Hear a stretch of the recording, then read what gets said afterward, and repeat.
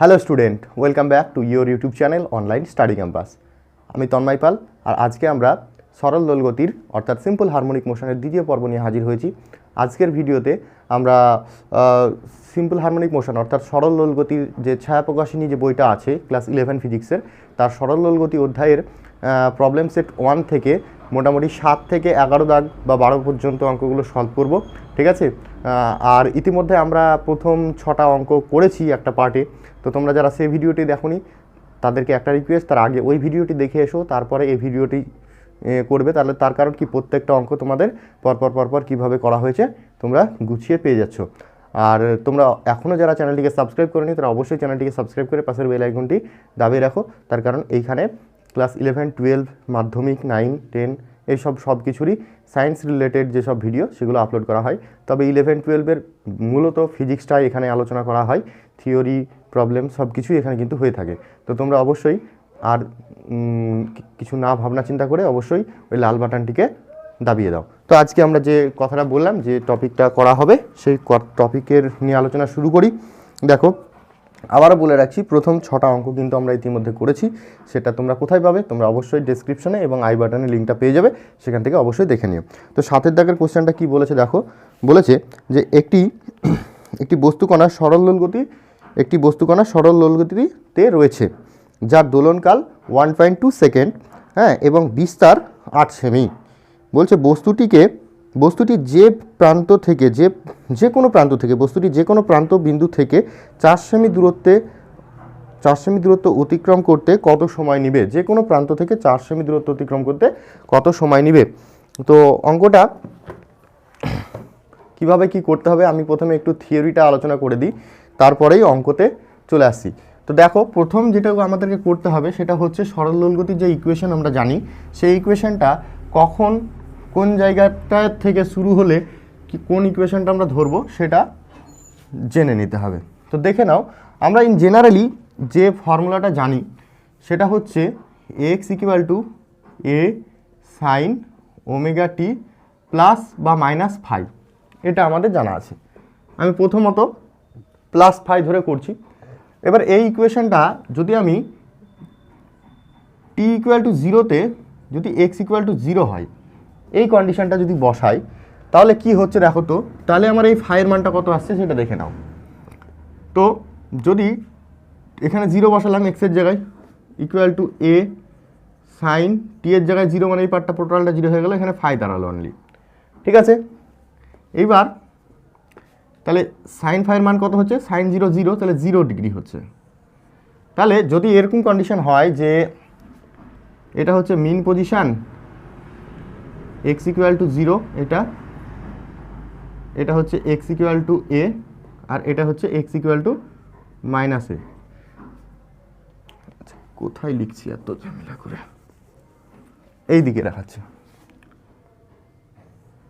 এটা হচ্ছে x = 0, x = a, R x = -a। তো এখানে দেখো, যখন টাইম t = 0 ছিল, তখন যদি কণাটা x = 0 বিন্দুতে থাকে, তাহলে তার ইকুয়েশনটা কি হচ্ছে? এই ইনিশিয়াল ফেজটা 0 হয়ে যাচ্ছে, তখন তার ইকুয়েশনটা হচ্ছে x = a sin ωt। তার মানে যখন ইকুয়েশনটা এখান থেকে শুরু হচ্ছে, একটা বস্তু টাইম t = 0-তে মিন অবস্থান থেকে, মূল সাম্য অবস্থান থেকে যাত্রা শুরু করছে, তখন তার ইকুয়েশনটা লিখব a sin ωt, ঠিক আছে। তাহলে যদি যাত্রা এখান থেকে শুরু করে, তাহলে তার ইকুয়েশনটা হবে x = a sin ωt, ঠিক আছে। এবার দেখা গেল এরকম হলো যে কোনো একটা প্রান্তবিন্দু থেকে যাত্রা শুরু করছে, x = a থেকে যাত্রা শুরু করছে, যখন টাইম t = 0 তখন x = a। তাই যদি হয়, তাহলে সেই ক্ষেত্রে আমার ইকুয়েশনটা কী হবে? এখানে a বসাতে হবে, এবং দেখো a কেটে গিয়ে সাইন ফাইয়ের মান হচ্ছে 1 মানে কত? 90 ডিগ্রি, মানে π/2। তখন ফাইয়ের মান π/2, তাহলে এখানে আমাকে প্লাস π/2 এটা লিখতে হবে, তাই তো কি না? π/2 লিখলে এটা দেখো কসে কনভার্ট হয়ে যাচ্ছে, তাহলে a cos ωt এরকম আসছে। তার মানে বস্তুটা যদি কোনো একটা প্রান্তবিন্দু থেকে যাত্রা শুরু করে এবং মিন পজিশনের দিকে যায়, তাহলে সেক্ষেত্রে তার ইকুয়েশনটা আমরা লিখব x = a cos ωt। আর যদি মিন পজিশন থেকে যাত্রা শুরু করে, তাহলে আমার শুরু হবে কি, লেখাটা হবে x = a sin ωt। তো এই অঙ্কটা আমি মিন পজিশন থেকেও শুরু করে করতে পারি, আবার অন্তিম যে অবস্থান সেই অবস্থান থেকে শুরু করেও করতে পারি, যেটা খুশি সেই অনুপাতে আমরা করতে পারি। তো আমি যদি ধরে নিই যে একটা জিনিস একটু ভালো করে লক্ষ্য করো, একটা থিওরি টাইপের এটা হয়ে যাক, তারপরে তাহলে তোমরা এই ধরনের যত অঙ্ক আছে সব পেরে যাবে। তো আমি ধরে নিচ্ছি যে মিন সাম্য অবস্থান থেকে যাত্রা শুরু হচ্ছে, x = 0 থেকে যাত্রা শুরু হচ্ছে এদিক বরাবর, ঠিক আছে। তাহলে সেক্ষেত্রে তার ইকুয়েশনটা কি হবে, এখানে কত x = a এটা। এবার তার আগে বলো টাইম পিরিয়ড কাকে বলে। টাইম পিরিয়ড হচ্ছে বস্তুটা এখান থেকে যাত্রা শুরু করবে, এখান থেকে এখানে যাবে, তারপরে আবার এখান থেকে এখানে আসবে, তারপরে এখানে থেমে যাবে না, সে আবার এখানে যাবে, তারপর আবার এখানে আসবে। এই টোটাল টাইমটা হচ্ছে টাইম পিরিয়ড। তা আমি যদি টাইম পিরিয়ডটা টি ধরি, তাহলে এখান থেকে এইখানে যেতে কতটা টাইম লাগবে দেখো, টোটাল 4টে ভাগে ভাগ করো। এখান থেকে এখানে গেল, তারপর এখানে আসলো, এখানে গেল, এখানে আসলো, টোটাল 4টে ভাগ। তার মানে যাওয়ার টাইমটাকে আমি t/4 বললাম, তারপর এখান থেকে ফিরে আসার টাইমটাকে আবার t/4, ঠিক আছে। আবার এখান থেকে এখানে যে যাচ্ছে সেটাকে আবার t/4 বলতে পারি, ঠিক আছে। আবার এখান থেকে এদিকে ফিরে যাচ্ছে সেটাকেও t/4 বলতে পারি। যেমন টোটাল 4টে ভাগে আমরা ভাগ করে দিলাম, ঠিক আছে। টোটাল টাইম পিরিয়ডটাকে 4টে ভাগে ভাগ করলাম। এবার এটা বলতে পারি, এটুকু আমার মাথায় রাখতে হবে। এবার কি বললাম, যে বস্তুটা এখান থেকে যাত্রা শুরু করেছে, আর ওই অঙ্কটাই একটা জিনিস দেওয়া আছে দেখবা, ত্বরণ এ এর মান বলা আছে 8 আর এক্স এর মান বলা আছে 4, মানে যে এই প্রান্তবিন্দু থেকে 4 সেমি যখন যাবে তখন তার টাইমটা কত লাগবে তাই বলেছে। তার মানে এটাকে আমি বলতে পারি কি, এটাকে আমরা অবশ্যই বলতে পারি 8/2, ঠিক আছে। তার মানে এই অঙ্কটাই আমি যেটা বলতে চাইছি সেটা একটু ভালো করে খেয়াল করো, যে একটা বস্তু, এইগুলো আমি মুছে দিলাম,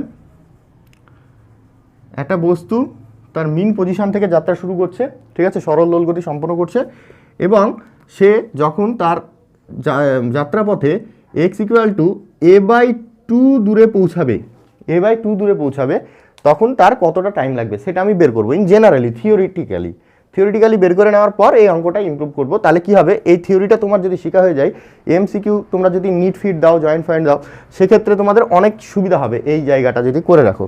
তাছাড়াও যে অঙ্কটা আমি করলাম সেই অঙ্কটা কীভাবে ডিটেলসে করতে হয় সেটা তো অবশ্যই করবো। তাহলে এখানে এই ইকুয়েশনটা কত হবে বলো তো, এখানে এই ইকুয়েশনটা হবে x = a, আমি ধরে নিচ্ছি সাম্য অবস্থান থেকে যাত্রা শুরু করছে, তাহলে a sin ω t এরকম হবে। এবার বলেছে যখন বস্তুটা x = a/2 অর্থাৎ অ্যামপ্লিটিউডের অর্ধেক যখন অতিক্রম করবে তখন কতটা টাইম লাগবে। তাহলে x এর মান আমি বসিয়ে দেবো কত, x এর মান বসিয়ে দেবো a/2 = a sin ω t।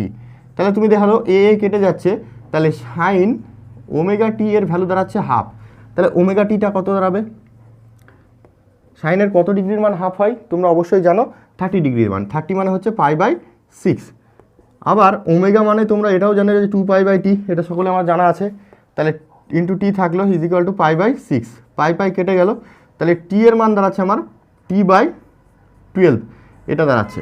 এটা খুব মোস্ট ইম্পর্টেন্ট একটা ইকুয়েশান, মনে রাখবে যে যখন কোনো সরল দোল গতি সম্পন্ন কণা সাম্য অবস্থান থেকে যাত্রা শুরু করে x = a/2 অর্থাৎ অ্যামপ্লিটিউডের অর্ধেক পথ অতিক্রম করে, তখন তার টাইম পিরিয়ডের 12 ভাগের 1 ভাগ টাইম কিন্তু তার লাগে, ঠিক আছে, মনে থাকে যেন মোট টাইম পিরিয়ডের 12 ভাগের 1 ভাগ টাইম লাগে। তার মানে এখান থেকে এইখানে পৌঁছাতে টাইম পিরিয়ড বাই 12 এইটুকু টাইম তার লাগবে, ঠিক আছে। তাহলে এবার এই বাকি টাইমটুকু কত লাগবে সেটা তোমরা অবশ্যই বের করতে পারবে। বাকি টাইমটুকু মানে এটা কোথা থেকে কোথায় হলো, x = 0 থেকে x = a/2 যেতে যে সময়টা লাগলো সেটা হচ্ছে t/12। এবার যদি আমি এখান থেকে x = a থেকে x = a তে যেতে চাই, তাহলে x = a/2 থেকে যাচ্ছি কোথায় a, এই জায়গাটায় আমার কত টাইম লাগবে সেটা আমি বের করবো। সেটা কিছুই না, এইটুকুতে মোট টাইম কত লেগেছিলো আমি একটু আগে দেখিয়েছিলাম। এখান থেকে টোটালটা যদি টাইম পিরিয়ড যদি t হয়, তাহলে এখান থেকে এইটুকু যেতে বা এখান থেকে এইটুকু আসতে টাইম লাগে t/4। তাহলে t/4 থেকে t/12টা বিয়োগ করে দিলেই হয়ে যাবে, তাই তো, t/4 - t/12, এটা বিয়োগ করে তোমরা দেখবা t/6 আসছে। তার মানে একটা জিনিস বুঝতে পারছো যে এইখানে যখন এখান থেকে a/2 যাচ্ছে তখন তার যে টাইমটা লাগছে t/12, তার পরবর্তী a/2 থেকে a পর্যন্ত যেতে তার টাইমটা দ্বিগুণ টাইম লেগে যাচ্ছে, অনেক বেশি টাইম লাগছে। তার কারণ তোমরা বুঝতে পারছো যে এইখানে ভেলোসিটিটা সবচেয়ে বেশি হয়, ঠিক আছে। তারপর যত এদিকে যায় ভেলোসিটি তত কমতে থাকে এবং ত্বরণটা বাড়তে থাকে, এটুকু আমাদের সকলের ধারণা আছে। তাহলে প্রথমে যখন ভেলোসিটিটা বেশি তখন টাইমটা কম লাগবে, পরে ভেলোসিটি কমে যাচ্ছে, বেগ কমে যাচ্ছে, তাহলে টাইমটা স্বাভাবিকভাবে বেশি লাগবে। তাহলে এইখান থেকে এইটুকু যেতে যে টাইমটা লাগছে সেটা হচ্ছে t/12, আর এখান থেকে এইটুকু যে টাইমটা আছে সেটা t/6। এই জিনিসটা যদি মাথায় থেকে যায় তাহলে অঙ্ক করতে খুবই সুবিধা হবে। এবার একইভাবে যদি বস্তুটা এখান থেকে যাত্রা শুরু না করে এখান থেকে যাত্রা শুরু করে, সেক্ষেত্রে কি ঘটনা ঘটবে সেটাও একবার দেখে নেওয়া যাক। সেক্ষেত্রে কিছুই না, ইকুয়েশনটাকে কত ধরতে হবে, ইকুয়েশনটাকে আমরা cos দিয়ে ধরবো, একটু আগে দেখিয়ে দিলাম। অ্যাকচুয়ালি এইগুলো বলার একটা কারণ আছে, তার কারণ এইগুলো বইয়ে কিন্তু ডিসকাস করা থাকে না। এই যে এইসব জিনিসগুলো 11-12-এর এগুলো কি যখন যারা নিট বা জয়েন্ট পড়ে তাদের ক্ষেত্রে এই জিনিসগুলো শেখানো হয়। তো আমি আগের থেকেই শিখিয়ে দিচ্ছি, তোমাদের কাজে লাগবে। তো যদি বস্তুটা এখান থেকে যাত্রা শুরু করে এবং এদিকে যায়, তাহলে সেক্ষেত্রে কি হবে, x = a cos ω t, এই ইকুয়েশনটা লিখতে হবে। এবং এর জায়গায় যখন সে a/2টা অতিক্রম করছে, এখান থেকে যাত্রা শুরু করে এখানে এসছে, তখন এর জায়গায় a/2 বসালাম cos ω t। তাহলে এখানেও দেখো এ কেটে গেল, হাফ দাঁড়ালো, হাফ = cos ω t। তাহলে cos-এর কত ডিগ্রির মান হাফ হয়, 60 ডিগ্রির মান, মানে হচ্ছে π/, কত, ω t এর মান হবে আমার ω t এর মান হবে π/3, 60 ডিগ্রি মান। এখানে ওমেগার মান হচ্ছে 2π/t ইন্টু t = π/3, পাই কেটে দাও, তাহলে t এর মান আসছে দেখো t/6, এই যে দুইটা গুণ হয়ে গেল। তার মানে আগে যেটা করলা সেই মানটাই আসলো, এখান থেকে এইটুকু আসতে আমরা কি করেছিলাম, আমরা করেছিলাম এখান থেকে এইটুকু যেতে t/12, আবার এখান থেকে এইটুকু যেতে কত t/6, এটা করেছিলাম। এবার যদি বস্তুটা এখান থেকে যাত্রা শুরু করছে এবং এখান থেকে অর্ধেক আসছে, সেক্ষেত্রেও আমার লাগছে t/6 টাইম। তার কারণ প্রথমে এখান থেকে যখন যাত্রা শুরু করে তখন এইখানে গিয়ে বেগটা 0 হয়ে যায়, বেগটা আস্তে আস্তে আস্তে আস্তে বাড়ে। তাহলে এই জায়গাটায় এখান থেকে এইটুকু আসতে যে বেগে আসবে, এখান থেকে এইটুকু আসতে তার থেকে নিশ্চয়ই বেশি বেগে যাবে। তাহলে সেক্ষেত্রে এই টাইমটুকু কম লাগবে, এই টাইমটা বেশি লাগবে, একই ব্যাপার। তার মানে তোমাকে মোদ্দা কথা হচ্ছে, সে এখান থেকে বলুক বা এখান থেকে বলুক, যেখান থেকেই বলুক, অর্ধেক অ্যাম্পলিটিউড যেতে t/12 সময় লাগবে, আর বাকি অর্ধেক যেতে t/6 টাইম লাগবে। এটা তোমাকে মাথায় রাখতে হবে। বেশ, এবার আমরা এটা আমি বলে দিলাম, এটা এর জন্যই বললাম যাতে করে তোমাদের অঙ্কটা বুঝতে সুবিধা হয়, এবং এই ধরনের অঙ্ক যদি MCQ-তে আসে তাহলে তোমরা খুব সহজেই এই ট্রিকটাকে ফলো করে করতে পারো। ঠিক আছে, এবার অঙ্কটা যেটা দিয়েছে সেই অঙ্কটার দিকে চলে এসো। অঙ্কটাই বলেছে যে এই কণাটার টাইম পিরিয়ড t এর ভ্যালু বলা আছে 1.2 সেকেন্ড, আর অ্যাম্পলিটিউড বলা আছে 8 সেমি। ঠিক আছে, x = যখন 4 সেমি তখন টাইমটা কত সেটা তোমাকে বের করতে হবে। ঠিক আছে, এবার এই অঙ্কটাই তুমি অন্তিম অবস্থান থেকে ধরো বা প্রাথমিক অবস্থান থেকে ধরো, যেখান থেকেই ধরো তোমার অঙ্কটা অনেক সুবিধা হবে। আমি অঙ্কটা কিভাবে ডিটেলসে করতে হয় সবটাই করিয়ে দিচ্ছি। আমি কি করছি, বস্তুটাকে অন্তিম অবস্থান থেকেই ধরছি, তাহলে আমার অঙ্কটা করতে একটু সুবিধা হবে। x = a থেকে ধরছি, এটা x = 0, আর এদিকে x = -a আছে। আমি এখান থেকে ধরছি যে বস্তুটা ছাড়া হয়েছে, তাহলে কি হবে, আমাকে আর ওই বিয়োগ টিয়োগ করে বের করতে হবে না, ডাইরেক্ট পেয়ে যাবো। ঠিক আছে, তাহলে যদি বস্তুটা যে কোনো একটা প্রান্তবিন্দু থেকে যাত্রা শুরু করে, সেক্ষেত্রে তার ইকুয়েশনটা হবে x = a cos ω t, এটা হবে তার ইকুয়েশন। এখানে আমি x এর জায়গায় কত বসাবো, x এর জায়গায় বসাবো 4 বসালাম, এর জায়গায় কত বসাবো 8 বসিয়ে দিলাম, cos ω t। ভালো কথা, এখানে এটা কাটাকাটি করো তো, দেখো এটা দিয়ে এটা কাটলে হবে 1/2, 1/2 = cos ω t। ঠিক আছে, cos-এর কত ডিগ্রির মান 1/2, একটু আগে দেখলে তোমরা, হয় cos 30 ডিগ্রির মান, মানে π/6 = ω t। ঠিক আছে, এটা তো 30 হয়ে গেল, হ্যাঁ ঠিক আছে। তাহলে π/6 = এটা মানে হচ্ছে 2π/t × t, π কেটে দাও, তাহলে দাঁড়াচ্ছে কত আমার, t = দাঁড়াচ্ছে আমার t/12।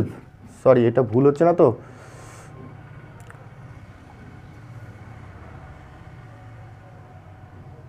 সরি, cos 60 ডিগ্রির মান তো হাফ, এখানে আমার ভুল হয়েছে, তাহলে এখানে 3 হবে, একটু ভুল হয়েছিল। আচ্ছা, তাহলে এটা হবে 6, এই মানটা আমার দাঁড়ালো। ঠিক আছে, এবার t এর মান তো তোমার জানা আছে, এটা তুমি সহজেই বসিয়ে দাও, 1.2/6, তাহলে এটা কাটাকাটি করো, 12/6 × 10, এটা কাটলে হচ্ছে 2, তার মানে 0.2 সেকেন্ড পেয়ে গেলে, খুব সহজ। এবার আমি এইভাবে ডিটেলসে করলাম তাই, কিন্তু তোমার তো জানাই ছিল, তোমার তো আগে যে থিওরিটা পড়ালাম সেখান থেকেই জানা ছিল যে এখান থেকে তার অর্ধেক আসতে, অর্ধেক মানে এটা যদি 8 বলেছে কোশ্চেনে, আর এখানে x = 4, তার মানে এটুকু অর্ধেকই হচ্ছে না। অর্ধেক আসতে যে সময়টা লাগবে সেটা কত? t/6 জানাই ছিল। তো তুমি t/6ই এসছে, দেখো t/6ই এসছে। যেভাবেই করো একই আসবে অ্যান্সার। তো ওটা আমি কেন করালাম? এর জন্যই করালাম যাতে করে তোমরা এই অঙ্কটা যদি MCQতে আসে খুব সহজেই শর্টকাটে করতে পারো, সেই জন্য করলাম। আর যদি বড়তে আসে তাহলে এইভাবে করবে, কোনো সমস্যা নেই। কিন্তু এখানে লিখে দিতে হবে যে ধরে নিলাম আমি বস্তুটা যে কোনো একটা প্রান্তবিন্দু থেকে যাত্রা শুরু করেছে, ঠিক আছে, অর্থাৎ t = 0-তে বস্তুটা প্রান্ত অবস্থানে ছিল, ঠিক আছে। এইভাবে তোমরা করবে অঙ্কটা, খুবই সোজা অঙ্ক ছিল, কিন্তু শর্টকাটেও করা যায়। অঙ্কটা কিভাবে করা যায় ডিটেলসে আলোচনা করা হলো, তোমাদের যেটা পছন্দ সেই অনুযায়ী তোমরা করবে। কিন্তু অঙ্কটা যদি 3 মার্কে আসে তাহলে সেক্ষেত্রে তো তোমাকে বড় করেই করতে হবে। এবার আমরা পরবর্তী দাগের কোশ্চেনটা অর্থাৎ 8-এর দাগের কোশ্চেনটা চলে আসি। খুব সোজা অঙ্ক 8-এর দাগেরটা দেখো, বলেছে সরল দোলগতিযুক্ত একটি কণার পর্যায়কাল 2 সেকেন্ড এবং বিস্তার কত 5 সেমি হলে সাম্যাবস্থান থেকে যখন দূরত্ব 3 সেমি তখন তার গতিবেগ ও ত্বরণ নির্ণয় করো।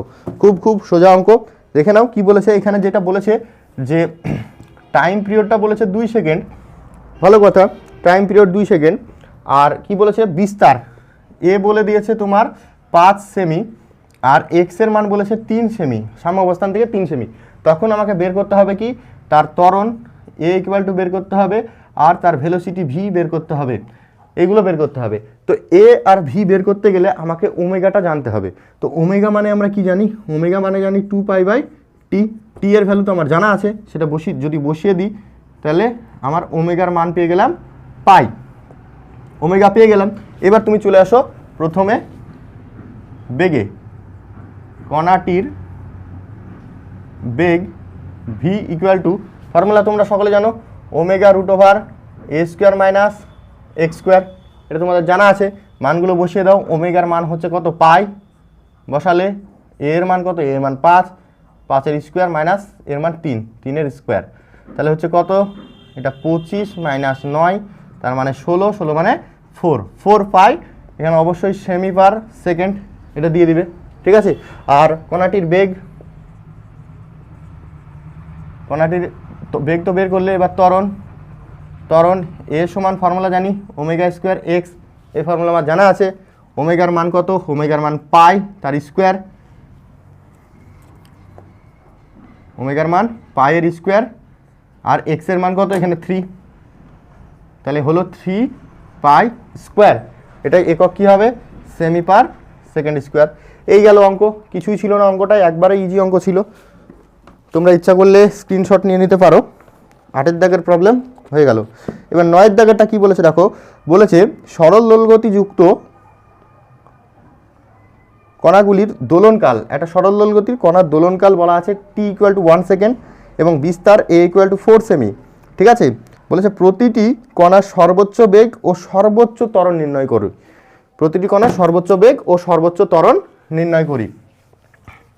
তো এর আগের দিন যখন আমরা এই ভিডিওটা করছিলাম তখন সেই ক্ষেত্রে এই বেগের এক্সপ্রেশন বা ত্বরণের এক্সপ্রেশন এগুলো সব কিন্তু এনে দেখানো হয়েছিল। পুরো ডিটেলসে করা হয়েছিল না, কিন্তু তবুও কীভাবে আসে সেটা একটু দেখিয়ে দেওয়া হয়েছিল। এবং সেখানে আমরা সর্বোচ্চ ত্বরণের মান বা সর্বোচ্চ বেগের মান এগুলোও দেখিয়েছিলাম, ঠিক আছে। তো তোমরা যারা দেখোনি তাদেরকে আবারও বলছি, সেই ভিডিওটা তোমরা অবশ্যই প্রথম দিকেই আছে, এই বিষয়গুলো কিভাবে আসে না আসে সেগুলো একবার দেখে নিও, ঠিক আছে। এবার আমরা চলে আসি এই অঙ্কটার দিকে। অঙ্কটায় কি বলেছে? অঙ্কটাই বলেছে দেখো টাইম পিরিয়ড, কণাটার গিভেন কি দেওয়া আছে? গিভেন আছে টাইম পিরিয়ড t = 1 সেকেন্ড, ভালো কথা। তারপর বলা আছে যে কণাটার বিস্তার এর মান বলা আছে কত? 4 সেন্টিমিটার।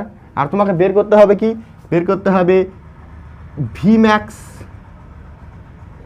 আর Amax। এবার তোমাকে এইগুলোর এক্সপ্রেশনগুলো জানতে হবে, Vmax এর এক্সপ্রেশন কি আর Amax এর এক্সপ্রেশন কি। তাহলে সর্বোচ্চ বেগ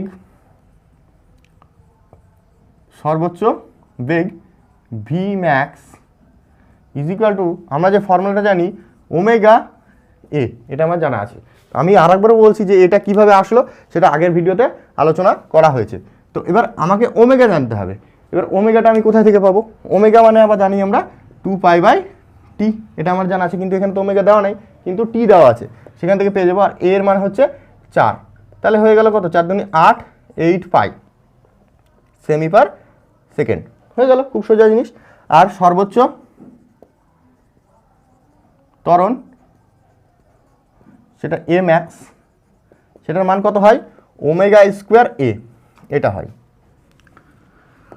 ওমেগা স্কোয়ার এ। তো ওমেগার মান আমার জানা নাই, তার জন্য আমি কি করব, 2 পাই বাই টি এটা লিখবো, সেটার স্কোয়ার করে দেবো, হোল স্কোয়ার ইন্টু এ এর মান 4 বসে দিলাম। টি এর মান কত, টি এর মান হয় 1, সেটা লিখে দিলাম ডাইরেক্ট, ঠিক আছে। পরে আর একটা লাইন করলে তোমরা করতে পারো। তাহলে এখানে হলো কত, 4 আর এই 4 মানে 60 পাই square cm per second square. এই গেল অঙ্ক, তোমরা ইচ্ছা করলে স্ক্রিনশট নিতে পারো। তারপরের কোশ্চেনটা কি বলেছে দেখো, বলেছে 10-এর দাগের কোশ্চেনটা, যে সরল দোলগতিযুক্ত একটি কণার সর্বোচ্চ বেগ বলা আছে পাই সেমি পার সেকেন্ড এবং সর্বোচ্চ ত্বরণ বলা আছে পাই স্কোয়ার সেমি পার সেকেন্ড, প্রতিটি কণার দোলনকাল ও বিস্তার নির্ণয় করো। এই অঙ্কটা আবার কিভাবে করব, দেখো যেটা যেটা দেওয়া আছে সেটা সেটা আগে টুকু।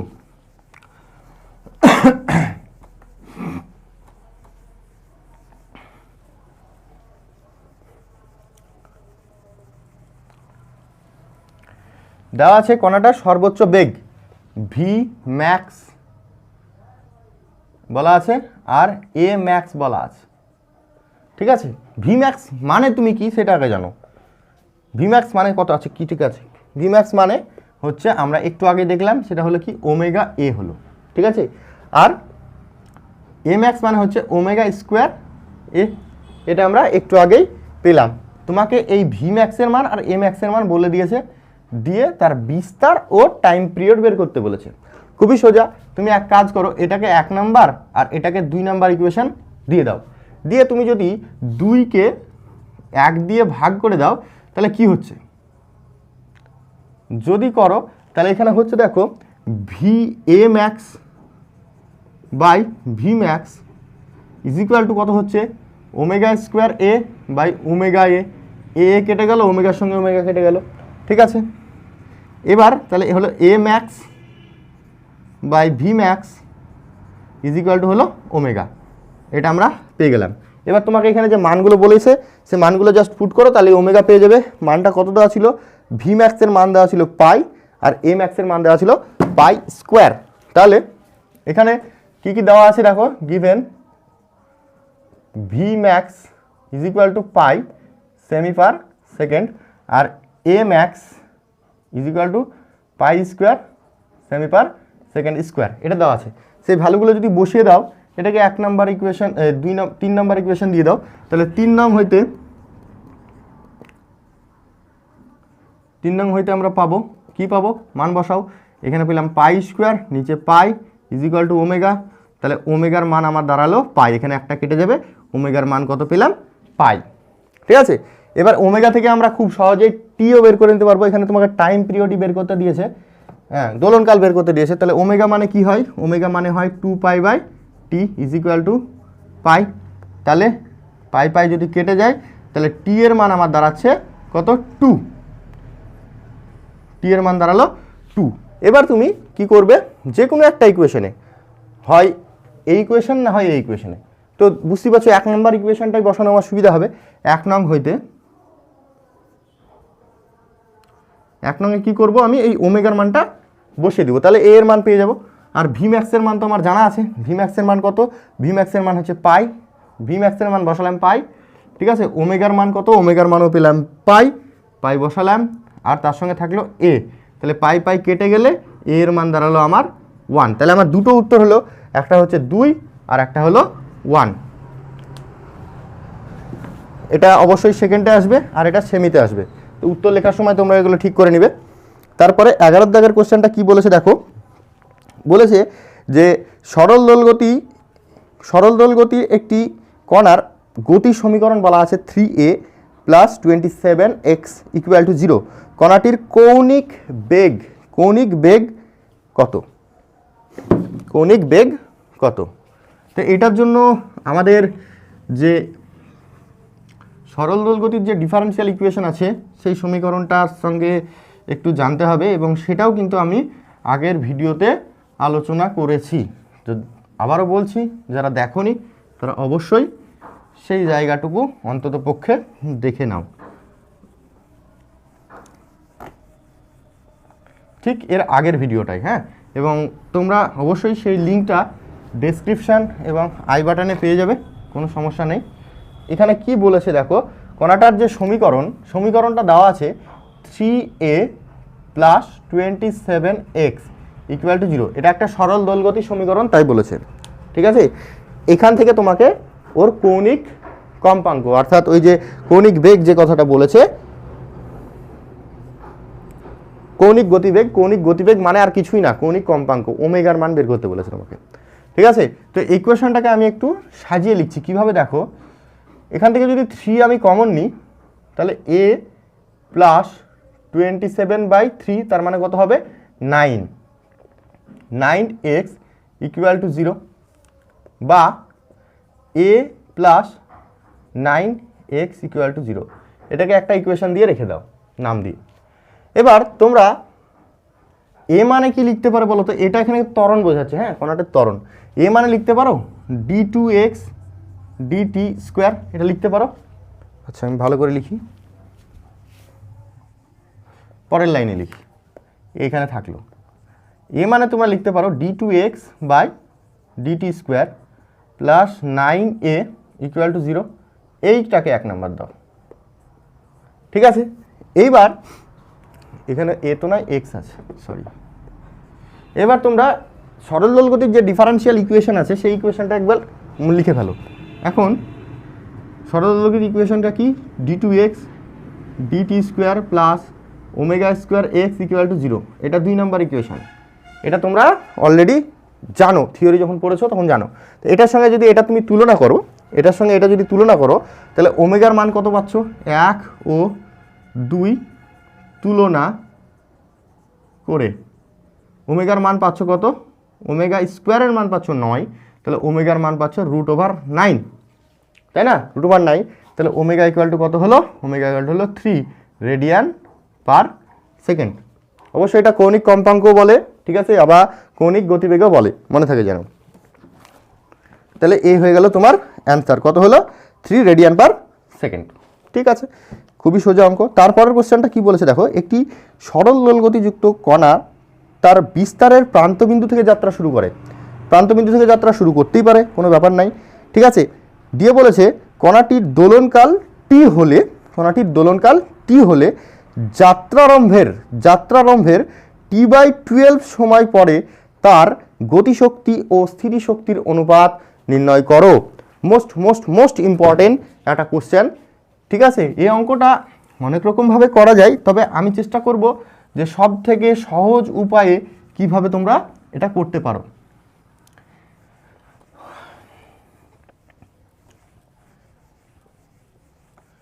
তার আগে এখানে অঙ্কটায় দেখো গতিশক্তি ও স্থিতিশক্তি সম্বন্ধে একটু বলেছে। ঠিক আছে, তো একটু গতিশক্তি আর স্থিতিশক্তির ইকুয়েশনটা একটু লিখে দিই। একটা সরল দোলগতি সম্পন্ন কণার গতিশক্তির equation E K equal to হয় ½ mv², এটা তো স্বাভাবিক ব্যাপার। তাহলে ½ mv², ভি এর ইকুয়েশন হয় কত, ভি ইকুয়াল টু হয় ω√a² - x²। তাহলে এটার যদি স্কোয়ার করে দিই আমি, তাহলে এখানে স্কোয়ার হয়ে যাবে আর এটা উঠে পড়বে, এরকম হবে, তাই না। তাহলে এখানে ওটাই বসাবে ω² a² - x²। এটা হয়ে গেল তোমার কি না, বস্তুটার গতিশক্তি। ঠিক আছে, আর স্থিতিশক্তির ইকুয়েশন একটা কার্য দিয়ে বের করতে হয়। সেই কার্যটা কি, কার্যটা হচ্ছে কিছুই না, যে এফ এর মান হয় কত, এফ এর মান হয় আমার মাইনাস, আচ্ছা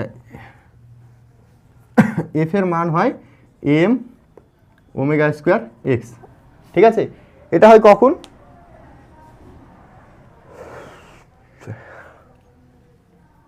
কোনো একটা পজিশন এক্সে। ঠিক আছে, আমি একটু ছবিটাকে বোঝাচ্ছি, x = 0 আর এইখানে ধরো x। ঠিক আছে, x = x। তো এই জায়গাটায় তার উপর যে ফোর্সটা ক্রিয়েট হয়, তার উপর যে ফোর্সটা অ্যাপ্লাই হয় সেই মানটা হচ্ছে এটা। আর ইনিশিয়াল যে কন্ডিশন, ইনিশিয়াল পজিশনে তার উপর ফোর্স কত, 0। তাহলে গড় ফোর্স যদি বের করতে যাই, এটা প্লাস এটা বাই 2 করতে হয়, তাহলে গড় বল হচ্ছে এটা। ঠিক আছে, গড় বল এটা। এবার এই গড় বলের প্রভাবে একে যদি আমি আরও এক্স ডিস্টেন্স সরাই, তাহলে যে কার্যটা হবে সেই কার্যটাই তো ওর মধ্যে স্থিতিশক্তি রূপে সঞ্চিত হয়, সেটা কত হবে, এটার সঙ্গে আর একটা এক্স গুণ হবে। তাহলে ইকুয়েশনটা দাঁড়ালো আমার half M omega square X square, এটা হচ্ছে পোটেনশিয়াল এনার্জি। তাহলে কাইনেটিক এনার্জি আর পোটেনশিয়াল এনার্জি কত হয়, কীভাবে ইকুয়েশনটা আসে সেটা একটু বলে দিলাম, ঠিক আছে। এটা জানার পর তোমাকে এই অঙ্কটাই আসতে হবে। অঙ্কটাই কি বলেছে একটু ভালো করে খেয়াল করো।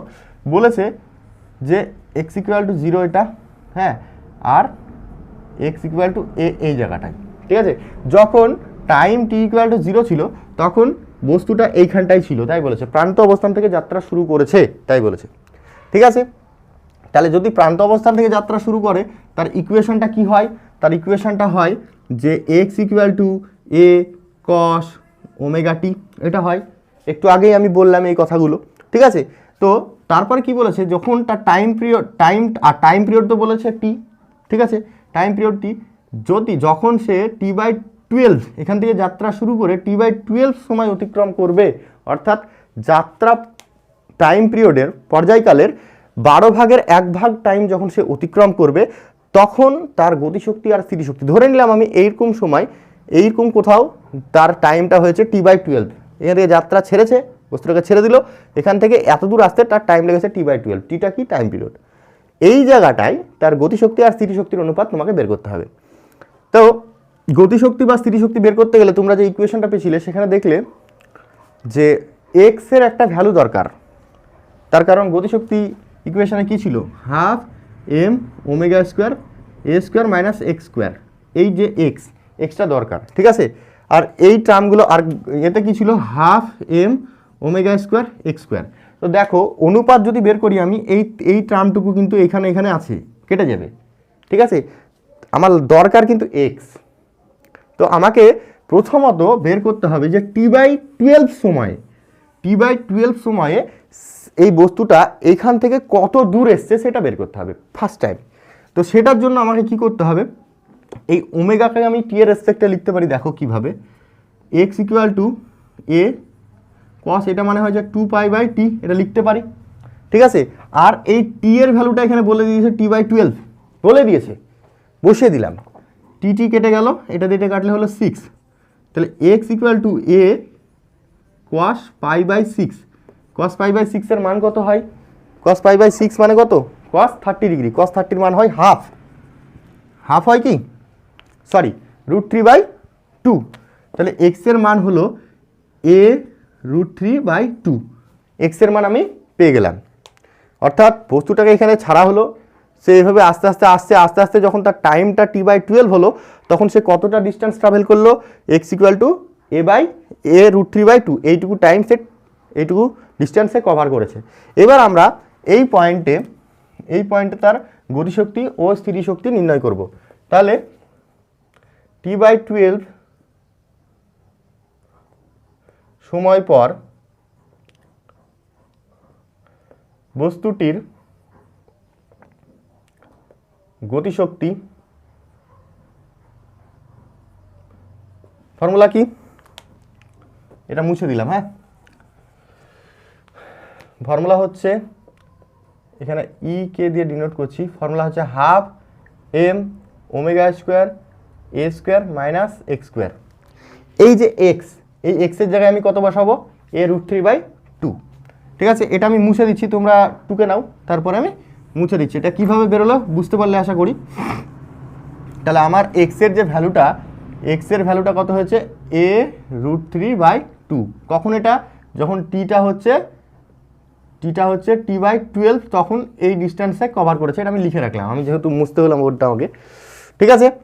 এখানে আমি কি বসাবো, এই ভ্যালুটা বসাবো, half M omega square A square minus, এই ভ্যালুটা বসালে কত হবে, 3a²/4, এই ভ্যালুটা হচ্ছে, দেখো স্কোয়ার করে দিলে, এবার এটা তুমি ক্যালকুলেট করো, হাফ এম ওমেগা স্কোয়ার, এটা যদি তুমি ক্যালকুলেট করো তাহলে কত হচ্ছে, এখানে দেখো 4 - 3, তাহলে এই হচ্ছে a²/4, এটা হচ্ছে, এটা বিয়োগ করে। আর T/12 সময় পর বস্তুটির স্থিতিশক্তি কত হবে, স্থিতিশক্তি হবে ফর্মুলা হচ্ছে half M omega square X square, তাহলে এটার এক্স স্কোয়ার করো, তাহলে হচ্ছে 3a²/4, এটা হলো। ঠিক আছে, এবার এই দুটোর অনুপাত করতে হবে। Therefore E K is to E P যদি করি তাহলে এটা হচ্ছে কত, half M omega square into a²/4 is to half M omega square into 3a²/4। কী কাটছে দেখো তো, half M omega square A square এখানেও আছে, half M omega square A square এখানেও আছে, নিচে 4 এখানেও আছে, এখানেও আছে, তাহলে সবটাই কেটে যাবে। তাহলে এখানে দাঁড়াবে কত, এইখানটা পুরোটার সঙ্গে এখানে দেখো আমি কাটছি, হাফের সঙ্গে হাফ, এম এর সঙ্গে এম, ওমেগা স্কোয়ারের সঙ্গে ওমেগা স্কোয়ার, এ স্কোয়ারের সঙ্গে এ স্কোয়ার, 4-এর সঙ্গে 4, সবটাই কেটে দিলাম। তাহলে এখানে দাঁড়ালো 1 আর এখানে দাঁড়ালো কত, 3। এই দেখো 3 পড়ে আছে এখানে, এটাই হলো অ্যান্সার।